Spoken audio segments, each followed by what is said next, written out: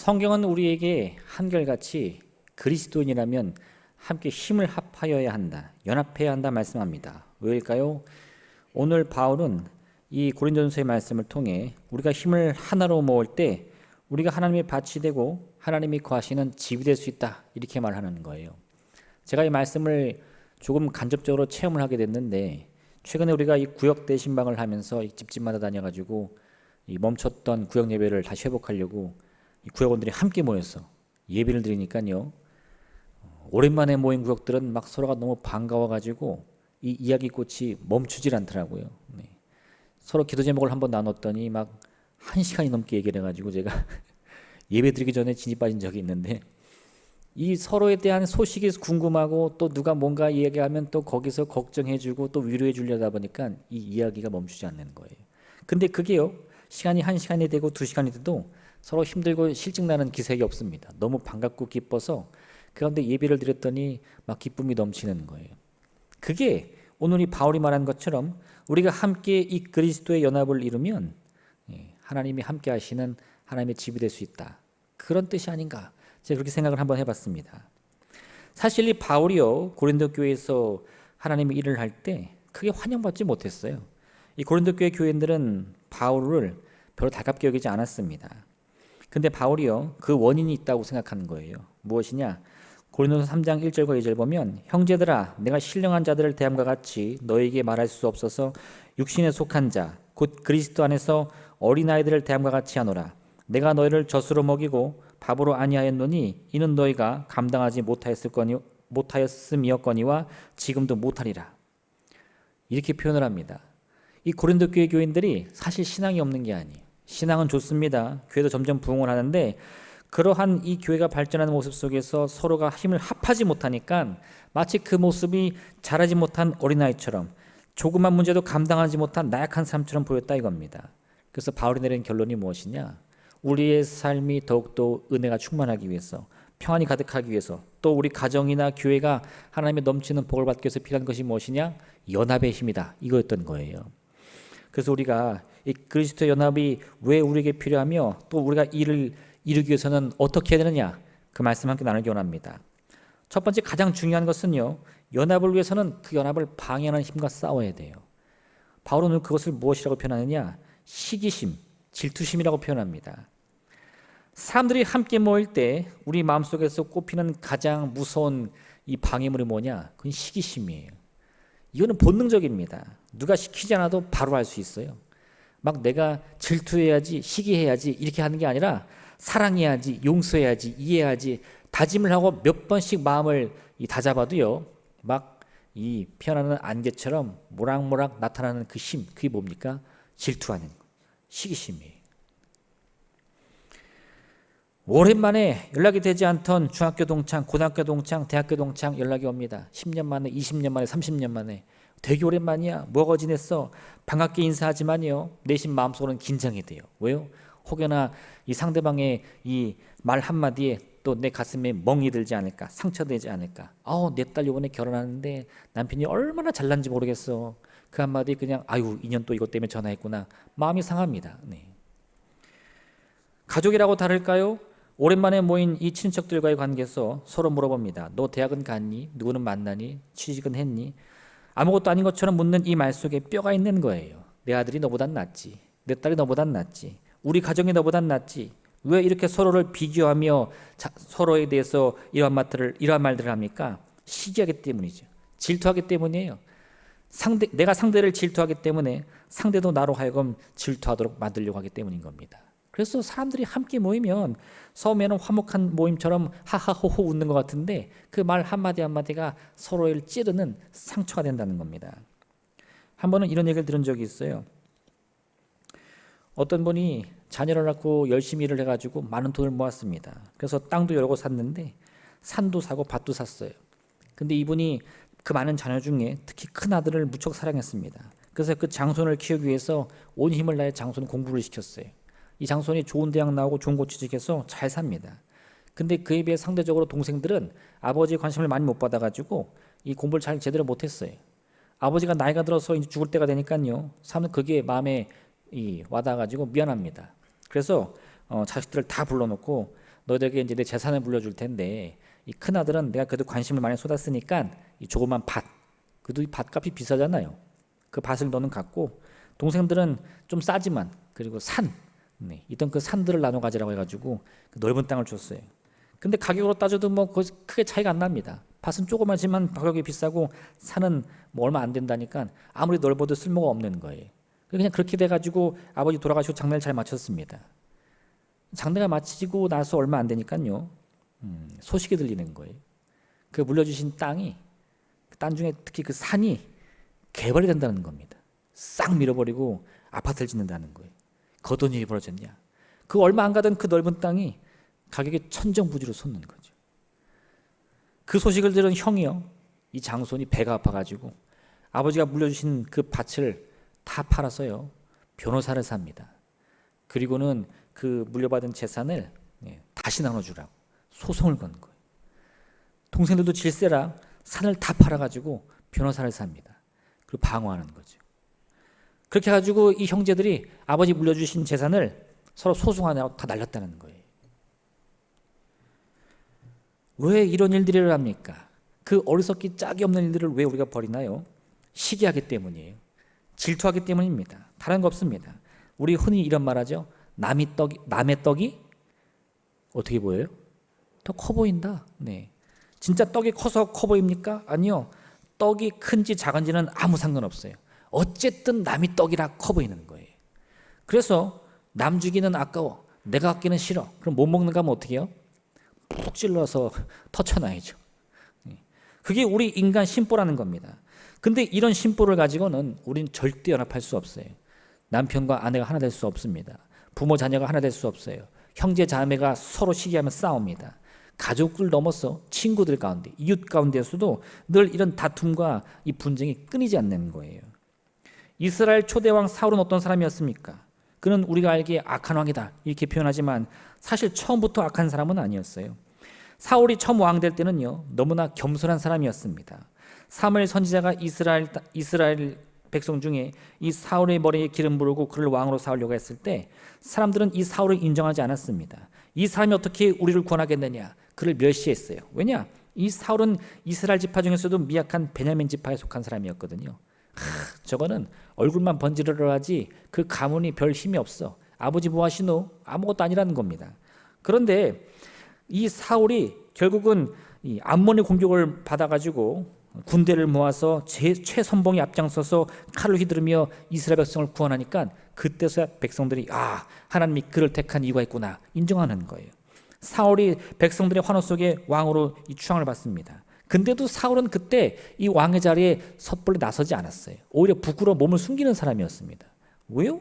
그는 그렇게 큰 자리라고 해서 덥석덥석 받아먹는 교만한 사람이 아니었어요. 근데 그가 왕이 됐습니다. 온 이스라엘 다스리는데 그 겸손했던 왕이 언제 무너지느냐? 언제 무너져요? 시기 질투심이 생겼을 때. 전쟁을 마치고 온 젊은 다윗이 이 개선 장군처럼 나라로 돌아오는데 온 나라와 민족에 큰 승리의 영광을 안겨주었습니다. 그때 백성들이 이 노래를 부르는 거예요. 여인들이 뛰놀며 노래하여 이르되 사울이 죽인 자는 천천히요 다윗은 만만이로다 한지라. 사울이 그 말에 불쾌하여 심히 노하여 이르되 다윗에게는 만만을 돌리고 내게는 천천만 돌리니 그가 더 얻을 것이 나라 말고 무엇이냐 하고 그날 후로 사울이 다윗을 주목하였더라. 그 이전까지는요 이 젊은 다윗이 어찌나 사랑스러운지 그를 군대 장관으로 삼아서 이 이스라엘 나라의 안정과 평화를 위해서 앞장세웁니다. 다윗이 온 충성을 다하여서 백성들을 위해서 왕을 위해서 목숨 걸고 싸워서 승리를 가져왔어요. 그게 참 좋아 보였는데 그런 다윗의 훌륭한 모습을 보고 백성들이 사울은 천천히요 다윗은 만만이로다 했더니 사울의 마음이 어때요? 녹아내리는 거예요. 저 몹쓸 놈. 그 마음이 분이 가득하고 시기가 차니까 이제 어떡합니까? 이 왕이라는 권세를 가지고 이 젊은 다윗을 죽이려고 창을 드는 거예요. 칼을 드는 거예요. 군사를 일으킵니다. 그렇게 온 나라를 겸손의 마음으로 다스리던 왕이요 한순간에 시기와 질투심에 무너져서 나라를 쑥대밭으로 만드는 거예요. 여러분 우리 인생을 망치는 그 힘이 어디에 있습니까? 바깥에서 오지 않아요. 내 마음속에 힘이 있습니다. 어떻게 해요? 이 마음속에서 남의 떡이 커 보이는 순간 내 눈이 뒤집히는 거예요. 내가 저놈을 그냥 확 그 순간 가정이 깨어집니다. 남편과 아내가 서로 싸우고요. 부모와 자식이 싸우는 거예요. 그런 식으로 이 가정이 파괴되고 교회가 파괴되는 겁니다. 우리 마음 가운데 시기, 질투심이 가득 찰 때 가장 좋아하는 존재가 무엇인가? 그건 마귀죠. 마귀.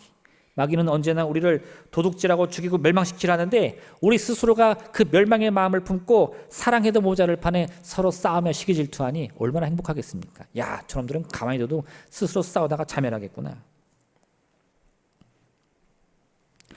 행복을 바라십니까? 성공을 원하십니까? 다른 게 아니에요. 내 마음속에서 남의 떡이 커 보이는 그 시기심을 없애야 돼요. 그 질투심을 없애야 됩니다. 미워 보입니까? 그걸 어떻게든 깎아내리고 싶으십니까? 그 마귀가 주는 유혹이에요. 아우, 저 사람은 욕먹어도 싸요. 세상에 욕먹어도 싼 사람은 없어요. 왜요? 예수 그리스도께서 이 세상 모든 이들의 죄를 다 짊어지셨기 때문에. 내가 멸시하는 그 사람도 예수님이 그를 위해 십자가를 지었다는 사실을 여러분 절대 잊으셔서는 안 됩니다. 할렐루야. 할렐루야. 그러니까 우리가 함부로 욕해도 되는 사람은 없어요. 그걸 잊었기 때문에 마치 이 아담과 하와가 하나님이 먹지 말라는 그 선악과를 보면서 처음에는 그 말씀에 순종하여 거들떠도 안 보다가 뱀의 유혹 한마디, 아우 또 보니까 왠지 먹을만하네, 보암직하네, 이런 유혹이 든 거나 마찬가지입니다. 사랑하면 살아야지, 용서하며 살아야지, 먼저 손 내밀어야지. 우리가 은혜 받을 때는 맨 그 같은 사랑의 고백이 넘쳐나지만 한순간 뒤로 돌아서면 아우 쟤는 왜 저래, 왜 저런 말을 해, 왜 저러고 살아, 이 마음 가운데 어떻게든 그걸 상처 주고 싶은 욕구가 막 샘솟는다는 거예요. 그 마음과 싸우셔야 돼요. 내 안에 있는 이 악한 본성을 눌러야 됩니다. 그래야 우리가 하나님의 참된 은혜를 받을 수 있을 만한 준비된 그릇이 되는 거지. 아무리 화려한 그릇이 된다 할지라도요, 더럽고 추악하게 준비되지 않은 그릇은 그 주인이 쓸 수 없는 거예요. 질그릇같이 보잘것없어도요, 스스로를 거룩히 구별하여 깨끗이 준비한 그 그릇을 우리 하나님께서는 쓰실 줄 믿으시길 부탁드립니다. 사울은 다윗을 죽이려고 그랬어요. 근데 이 어린 다윗은 어떻게 합니까? 그 다윗은 왕의 분노를 피해서 그 칼을 피해서 불량배들과 함께 힘을 모아 도망치는 신세가 되었는데, 하루는 이 다윗이 몸을 숨기기 위해서 동굴 속에 들어갔는데요, 사울이 그걸 모르고 자기 볼일 보기 위해서 동굴로 들어갑니다. 그랬더니 그 동굴 안쪽 깊숙이 숨었던 다윗과 그의 추종자들이 다윗에게 속삭이는 거예요. 아, 하나님이 이 다윗을 얼마나 불쌍히 여기시는지 사울을 죽일 기회를 주신 겁니다. 조용히 다가가서 칼을 뽑아 그를 얼른 죽이십시오. 누가 봐도 하나님 주신 기회 같아요. 왜요? 아니, 그 수많은 동굴 가운데 왜 하필 이 다윗이 몸을 숨긴 거기에 사울이 들어옵니까? 사울은 아무것도 모르고 이 동굴을 등지고 자기 볼일 보는데 정말 칼만 뽑아가지고 쑥 내밀면 그 목을 칠 수 있는 겁니다. 근데 다윗은 하지 않아요. 사울의 옷자락을 가만히 베고 칼을 도로 집어넣습니다. 아무것도 모르는 사울이 저 멀리 걸음을 옮기자 그때서야 동굴 밖에 나와서 내가 당신을 죽일 기회가 있었는데 나는 당신의 몸에 손대지 않습니다. 말해주는 거예요. 왜요? 다윗은 자기 마음에 있는 이 분노의 마음, 미움의 마음을 시원케 하는 것이 하나님을 위한 일이라고 믿지 않았어요. 아니, 하나님이 내 마음 시원케 하라고 이 기름 부음 받은 자의 목을 치라고 하는가? 하나님의 뜻이 아니라는 거예요. 내 마음은 좋을지 모르겠지만 하나님의 뜻은 아니라는 거예요. 다윗은 그 순간에 많이 고민했겠지만요, 자기 마음속에 있는 이 본성과 싸우기로 작정합니다. 사울과 싸우는 게 아니라, 기름 부음 받은 자와 싸우는 게 아니라 내 본성과 싸우는 거예요. 사람들은 그랬겠죠. 아우, 저거 그냥 굴러두은 호박을 넝쿨째 발로 차버리네. 지금 아니면 당신은 정말 저 왕의 손에 죽을지도 몰라요. 이 나라를 벗어날지도 몰라요. 이 이후에 다윗이 또 얼마나 비참한 일을 많이 당합니까? 결국은 도망치다 안 돼가지고 블레셋 땅으로 도망가서 거기서 침을 흘리며 미친 사람 연기했잖아요. 그때 얼마나 다윗이 후회했겠어요. 아우, 그때 내가 사울의 목을 쳤으면 이런 비참한 꼴은 안 당했을 텐데. 근데 아니요, 다윗은 그런 사람이 아니에요. 다윗은 어떠한 일이든 사람과 사람의 손으로 하나님의 뜻을 이룰 것이 아니라 하나님의 뜻을 끝까지 믿고 의지하며 따라갈 때에 주의 뜻이 이루어진다고 믿은 사람입니다. 그래서 정말 그 절호의 기회처럼 보이는 그 순간에도 뭘 구해요? 하나님이 내게 원하는 것이 무엇이냐? 그렇게 다윗은 자기 마음속에 있던 이 시기심, 그 질투심과 싸워 승리한 것입니다. 그 결과가 무엇이냐? 이 다윗이야말로 이스라엘의 가장 위대한 왕이 될 수 있었던 밑거름이 되는 거죠. 여러분, 멀리 볼 줄 알아야 돼요. 내 눈앞에 놓인 그 떡에 눈이 멀어가지고 왜 네 떡은 더 커? 내 떡은 작아 보이는데 이렇게 욕심낼 것이 아니고요. 차라리 상대방의 큰 떡이 더 커 보인다면 그 큰 떡이 나에게는 무슨 유익이 있는가? 왜 나는 작은 떡을 먹어야 되는가? 이것에 담긴 하나님의 뜻은 무엇인가? 그걸 고민해 보시기 바랍니다. 한 걸음만 더 멀리 보면요, 충분히 이길 수 있어요. 지금 나를 괴롭히는 그 유혹을 떨쳐낼 수 있습니다. 이 귀한 믿음으로 그리스도 연합을 온전히 이루신 여러분 되시기를 주님의 이름으로 부탁드립니다. 두 번째로요, 여러분, 우리가 이 그리스도 연합을 함께 이루려면 서로의 다름을 바라볼 수 있어야 돼요. 서로의 다름을 바라본다. 이거 정말 쉬운 일 아닙니다. 우리는 불공평한 세상에 살고 있어요. 공평이라는 것은 우리가 죽는 날까지 경험할 수 없는 겁니다. 왜 그럴까요? 여러분 생각해 보세요. 저도 자식 낳아봤지만 내 배로 똑같이 낳은 그 아이들이 다 똑같습니까? 다 똑같이 똑똑해요? 다 똑같이 잘생겼어요? 다 똑같이 이쁩니까? 할렐루야. 왜 대답 못해요? 네.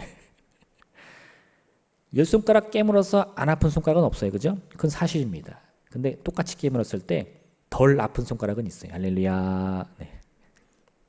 더 아픈 손가락이 있어 없어요? 있어요. 그죠? 네. 세상은 태어날 때부터 불공평합니다. 그게 정말 맞아요. 그래서 우리는 그 불공평함을 바라볼 때 마음에 원망이 샘솟는 거예요. 하나님, 왜 세상을 이렇게 만드셨습니까? 근데 여러분, 하나님이 바라시는 것은 모든 세상이 로봇처럼 똑같아지는 게 아니에요. 똑같이 생겨야 돼, 똑같이 똑똑해야 돼, 똑같이 키 커야 돼, 이게 아닙니다. 우리가 지금만 당장 내 주변만 돌아봐도 서로가 다 다양하게 생겼는데, 다양한 삶을 살고 있는데, 이런 다양성 속에서 하나님의 뜻을 이루는 것이 주님의 뜻인 줄 믿으시길 바랍니다. 주인의 찬장에는 어떤 그릇이 있다고요? 귀 있을 그릇도 있고 천 있을 그릇도 있고 다 다양한 그릇이 있는 거예요. 그게 주인의 뜻입니다. 그 가운데 주인이 찾는 것은 깨끗하게 준비된 그릇이지 꼭 귀한 그릇만은 아니라는 거예요. 모두가 다 귀한 그릇이어야 합니까? 모두가 다 천한 그릇이어야 합니까? 아니요. 모두가 거룩히 구별되어 준비되기만 하면 됩니다. 그래서 우리는 이 함께 하는 연합을 이루기 위해서는 서로가 다르다는 것을 그대로 바라볼 수 있는 용기를 가져야 되는 겁니다. 전도서 7장 15절에 보면 이런 고백이 있어요. 내 허무한 날을 사는 동안 내가 그 모든 일을 살펴보았더니 자기의 의로움에도 불구하고 멸망하는 의인이 있고 자기의 악행에도 불구하고 장수하는 악인이 있으니. 이 얼마나 불공평합니까? 어떤 의인은 선을 행하는데도 불구하고 멸망을 당하고요, 어떤 악인은 자기 욕심과 교만을 마음껏 부려도 장수한다는 거예요. 우리도 바라보면 그런 일이 있지 않겠습니까? 아우, 저 사람은 참 훌륭한 일 많이 했는데 어떻게 저렇게 힘들게 사나? 아니, 저 사람은 맨날 자기 뱃속만 채웠는데 어디서 떵떵거리고 사나? 있잖아요. 그럴 때 우리는 이 불공평함 속에서 무슨 생각을 품어야 되냐 이겁니다. 사람들은 거기서 원망이 솟아나는데 바울은 그렇지 않아요. 오늘 바울은 무슨 말씀을 우리에게 주느냐? 나는 심었고 아볼로는 물을 주었으되 오직 하나님께서 자라나게 하셨나니 그런즉 심는 이나 물 주는 이는 아무것도 아니로되 오직 자라게 하시는 이는 하나님뿐이니라. 바울은 열심히 심었습니다. 땀을 흘리면서. 근데 싹이 안 나요. 그때 사람들이 뭐라 그러냐? 너 실력 형편없는 거 아니야? 너 사람들이 능력 있다고 했는데 다 거짓말 아니야? 근데 지나가던 아볼로가 물을 쑥 줬더니 어떻게 돼요? 싹이 막 돋는 거예요. 사람들이 야, 아볼로 대단하다. 그럼 바울의 마음에 어떤 생각이 들까요? 심은 건 난데. 그런 마음이 들 법도 한데요, 바울이 그렇게 말하지 않았어요.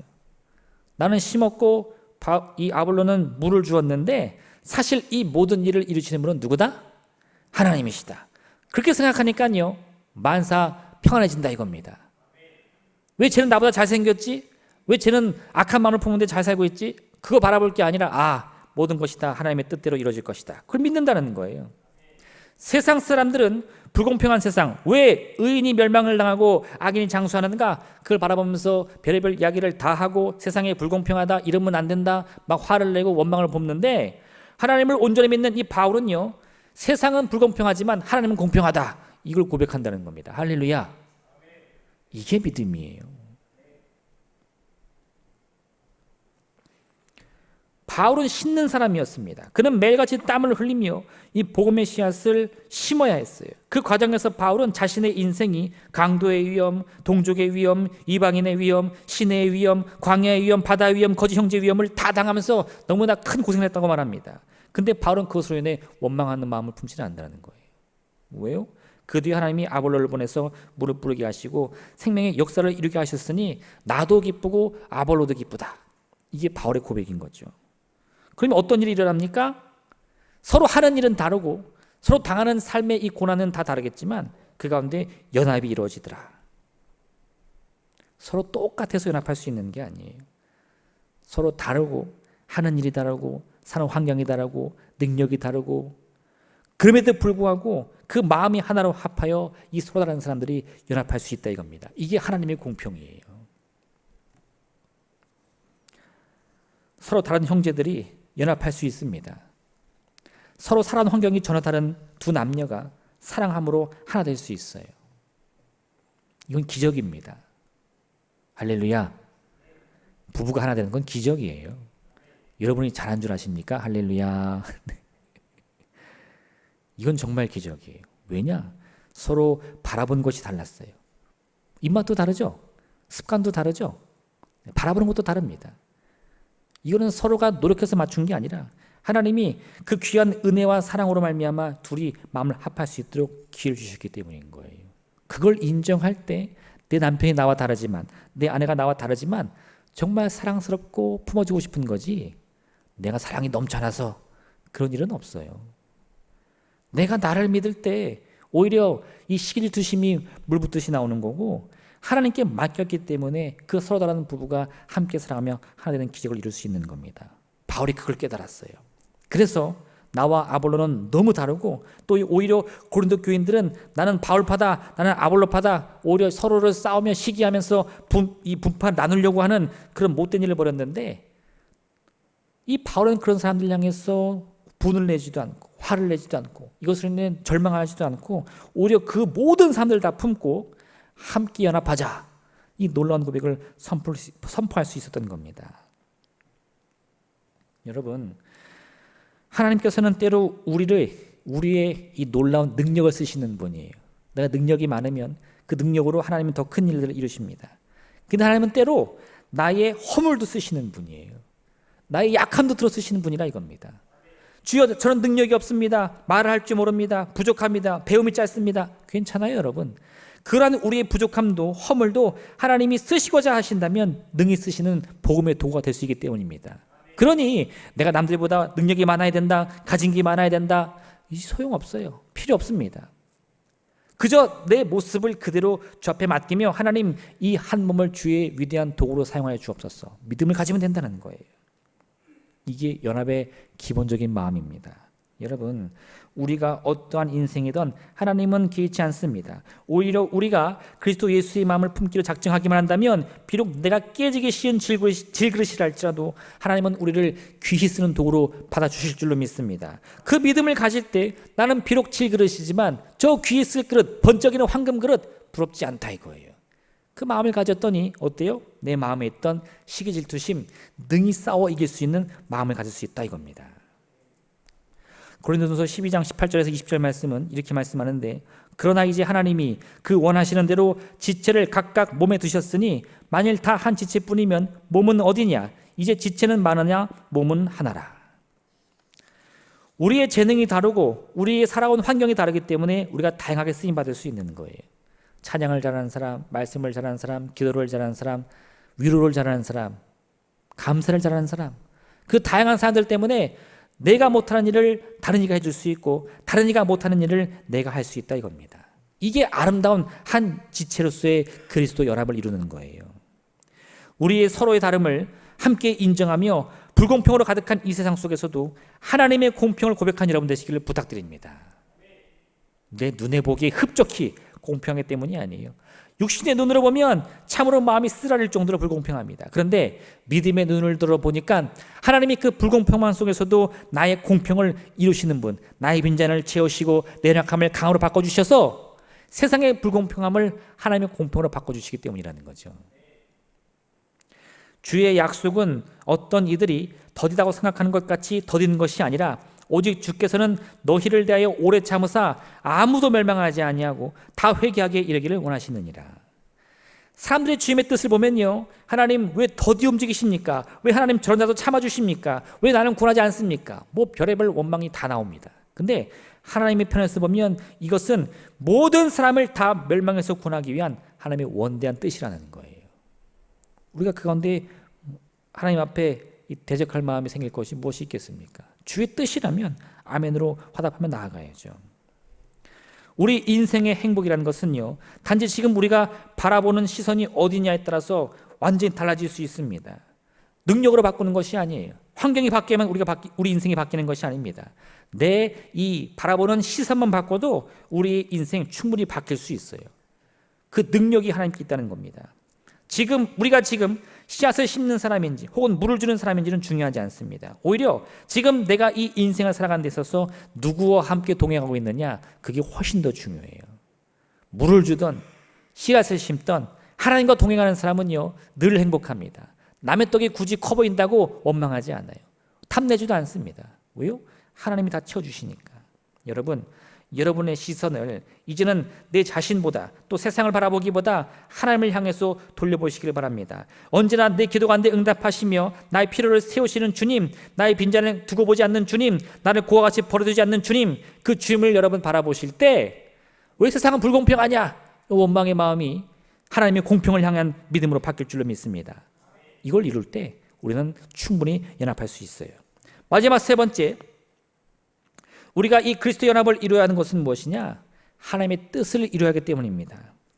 바울이 말하는 그리스도 연합은요, 하나님의 뜻을 이루는 하나의 과정입니다. 우리가 함께 힘을 합해야 되는 것은 우리를 통해 주님의 뜻을 이루기 위함인 것이에요. 바울이 그토록 열심히 복음의 씨앗을 심은 이유가 무엇입니까? 아볼로는 무엇 때문에 이 바울의 뒤를 이어서 그토록 열심히 물을 주었습니까? 하나님의 뜻을 이루기 위해서죠.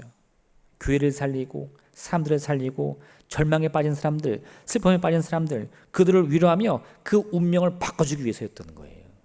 근데 그러려면 뭐가 필요하냐? 힘을 합해야 된다는 거죠. 바울이 매만 씨앗을 뿌렸는데 아무도 물을 주지 않으면 어떻게 됩니까? 그 땀 흘려 뿌린 그 씨앗들이 다 말라 죽을 겁니다. 아볼로가요, 씨앗도 뿌리지 않은 땅에서 아무리 물을 주어서 뭐가 합니까? 싹이 나지 않는 거예요. 생명의 씨앗이 그 땅 속에 심겨져 있어야 되는 거죠. 심는 이가 필요하고요, 물 주는 이가 필요합니다. 그래야 하나님이 그 가운데 그 연합의 역사를 통해서 주의 뜻을 우리 가운데 이루어 주시는 거예요. 심겨진 씨앗이 썩어져서 싹을 틔우게 하시고 그 싹이 줄기가 되게 하시고 수많은 가지를 뻗어서 풍성한 열매를 맺게 하신다 이겁니다. 이를 위해 우리가 연합을 이루어야 된다는 거죠. 집에서 혼자 있을 때는요, 얼마나 걱정 고민거리가 많습니까? 근데 혼자서 아무리 고민을 해도 해결이 안 돼요. 근데 함께 모여서 우리가 구역 예배 드립시다, 예배합시다 모였더니요, 거기서 아우 나 정말 코로나 때 이것 때문에 너무 힘들었어, 집에 뭐 있었더니 너무 우울했어, 서로 얘기하는데 우리가 그걸 해결해 줄 능력이 있나요? 그냥 들어주기만 하는데도 위로를 얻는 거예요. 행복하다는 거예요. 이게 연합의 힘입니다. 지금 우리가 행하는 그 모든 일 가운데는요, 하나님이 우리의 뒤를 봐주고 계시는 거예요. 나는 지금 함께 모이는 것 외에는 아무것도 한 게 없는 것 같아요. 그냥 그의 슬픔과 괴로움의 말을 귀를 열어 듣는 것밖에 없어요. 근데 그런 이 연합의 자리 가운데 하나님이 함께 임하셔서 서로의 마음을 위로해 주십니다. 소망을 심어주시는 거예요. 보이지 않는 그 순간에도 주님은 우리를 위해 일하시며 우리의 갈 길을 예배해 주신다는 겁니다. 이게 연합의 진짜 힘이에요. 오늘 바울은 뭐라고 말합니까? 우리는 하나님의 동역자들이요, 너희는 하나님의 밭이요 하나님의 집이라. 그의 말에 따르면 바울과 아볼로는 하나님의 명령에 따라서 주어진 일을 수행하는 동역자들입니다. 그리고 고린도 교회 교인들은 하나님의 밭이며 또한 하나님의 집입니다. 그래서 바울과 아볼로는 이 밭을 경작하기 위해서 열심히 땀을 흘리고 노력하는 거예요. 사람들이 멸시할 때에도, 자기들을 무시할 때에도, 서로 이간질하여 갈라놓을 때에도 원망불평하는 것이 아니라 하나님의 밭, 하나님의 집이 풍성한 열매로 가득할 수 있도록 노력했더니 어떤 일이 벌어지느냐?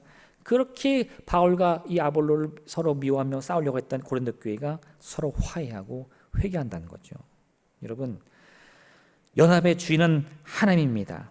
바울과 아볼로의 인생도 하나님의 것이요, 고린도 교인들의 인생도 하나님의 것입니다. 또한 여기 계신 여러분의 모든 삶도 하나님이 붙들어 주십니다. 책임져 주십니다. 그것을 믿기 때문에 우리는 내 자신만을 바라보면서 내가 왜 가진 것이 없는가, 그것을 바라보지 않고 부족하다면 주 앞에 나와 체험받기를 소망할 수 있는 겁니다. 이게 연합의 진짜 힘인 거죠. 바울은 우리 모두가 참된 주이신 하나님과 함께 연합하기를 바라고 있습니다. 여러분, 하나님께서 이스라엘 백성을 애굽의 손에서 구원하실 때 모세는 자신이 그 일을 감당할 수 없다고 말했어요. 모세가 여호와께 아뢰되 주여, 나는 본래 말을 잘하지 못하는 자니이다. 주께서 주의 종에게 명령하신 후에도 역시 그러하니 나는 입이 뻣뻣하고 혀가 둔한 자니이다. 그런 모세를 향해 하나님이 이같이 말씀하십니다. 여호와께서 그에게 이르시되 누가 사람의 입을 지었느냐, 누가 말 못하는 자나 못 듣는 자나 눈 밝은 자나 맹인이 되게 하셨느냐, 나 여호와가 아니냐. 우리가 이런 부족한 환경 속에 태어난 이유가 있다는 거예요.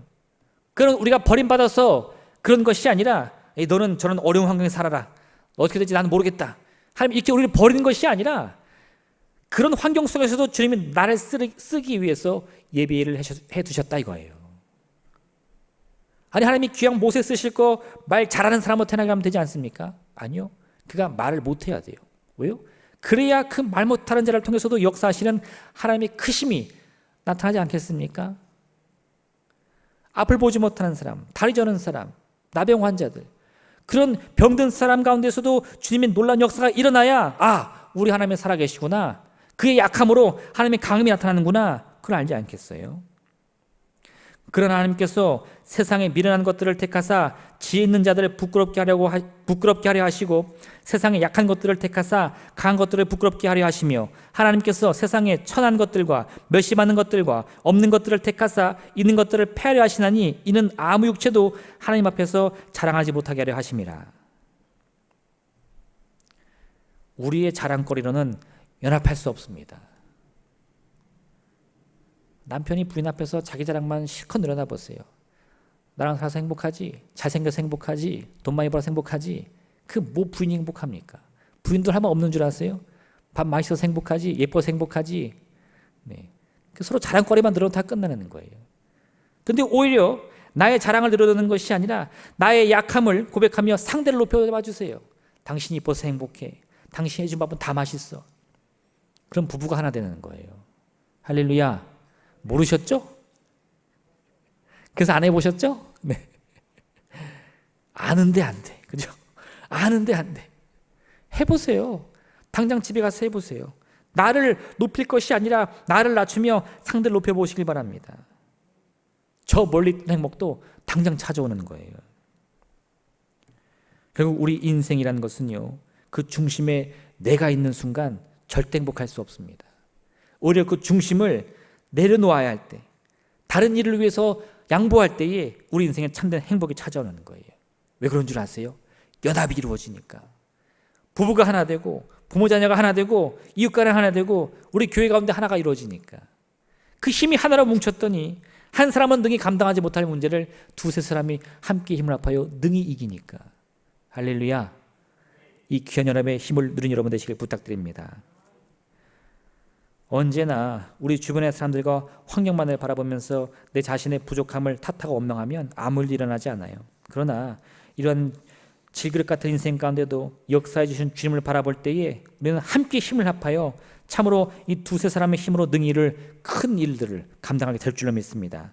그렇게 우리들 여러분 하나님과 함께 연합하고 우리 교인들과 함께 연합하고 가정에서 연합이 이루어짐으로 말미암아 이 그리스도 연합의 놀라운 기적을 체험하시길 부탁드립니다. 우리의 마음과 생각이 하나님을 바라보는 믿음으로 변화되고 변화된 마음을 통하여서 세상을 바라보는 시선이 변화되고 변화된 시선을 통해서 나의 꿈꾸는 이 미래의 소망이 변화되는 기적을 체험하시길 바랍니다. 연합에서 시작되는 거예요. 나 혼자 했을 때는 너무 외롭고 힘이 들어서 아무 생각도 안 들었어요. 근데 함께 했더니 더 행복하고 싶습니다. 함께 했더니 더 성공하고 싶어요. 함께 했더니 이 많은 문제들 하나씩 극복하기 원한다는 거죠. 저도요, 처음에 저 혼자 살 때는 이 한 몸 내가 어떻게 못 살겠나? 아무 꿈이 없었어요. 그래도 괜찮았어요. 왜? 이렇게 살아가도 어떻게 살 것 같았거든요. 덜컥 결혼했더니 겁이 납니다. 내가 어떻게 내 아내를 좀 먹여 살릴 수나 있나? 아무 능력도 없는데. 어떤 일이 벌어진 줄 아세요? 노력하게 되더라고요.